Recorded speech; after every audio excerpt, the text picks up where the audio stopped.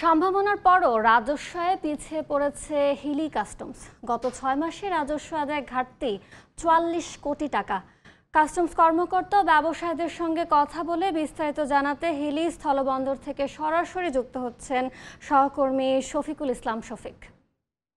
আমাদের হিলি স্থলবন্দর দেশের বৃহত্তম স্থলবন্দর। এই স্থলবন্দর থেকে বছরে কোটি কোটি টাকা রাজস্ব আয় করা সম্ভব, লক্ষ্যমাত্রার কয়েক গুণ। তবে ব্যবসায়ীরা বলছেন যে বন্দর থাকলেও সেখানে ব্যবসা বাণিজ্য করার মতো তারা পরিবেশ পাচ্ছে না। একমাত্র যে বাংলাদেশে যে স্থলবন্দর বা বিভিন্ন বন্দর রয়েছে, সে বন্দরের সঙ্গে তাদের যে বৈষম্যতা, তাদের যে সামঞ্জস্য না থাকার কারণে তারা ব্যবসা করে বেশ একটা লোকসানে পড়ে। আর হিলি স্থলবন্দর দিয়ে বিশেষ করে এখানে খোল, ভুসি, ভুট্টা, চাল, এই ধরনের গোখাদ্য, এই ধরনের শুল্ক বা ট্যাক্স ফ্রি পণ্যগুলো বেশি আমদানি হয়ে থাকে। বন্দরের পর্যাপ্ত জায়গা আছে, যে জায়গাটা কিন্তু বর্তমানে স্থবিরতা বন্দরের, যেখানে ট্রাক শূন্যতা বলা যেতে পারে। পাইকারি এত বেলা, তারপরে কিন্তু পাইকারের ব্যবসায়ীরা কিন্তু এখানে নেই।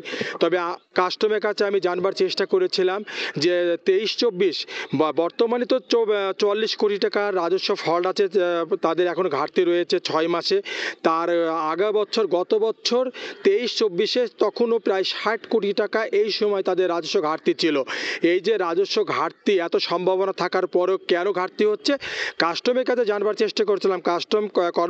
কাস্টমরা যেমন বলছেন যে ট্যাক্স ফ্রি পণ্য বেশি আমদানি হবার কারণে কিন্তু তাদের এই রাজস্ব ঘাটতি পড়েছে।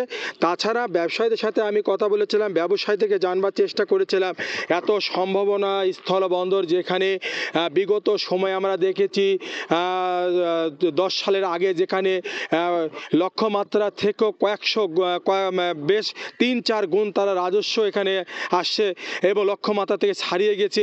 সেই সম্ভাবনা কেন আজকে ব্যবসা হচ্ছে না? ব্যবসায়ীরা বলছেন যে বিশেষ করে কাস্টমের কিছু নীতি বা কাস্টমের যে কিছু নীতি নৈতিকতা আছে, তাদের যে একটা বৈষম্যতা আছে, তাদের যে সহযোগিতা না করার কারণে কিন্তু আজকে আমদানিকারকরা হিলি স্থলবন্দর ছেড়ে বিভিন্ন স্থলবন্দরে তারা পাড়ি জমিয়েছে।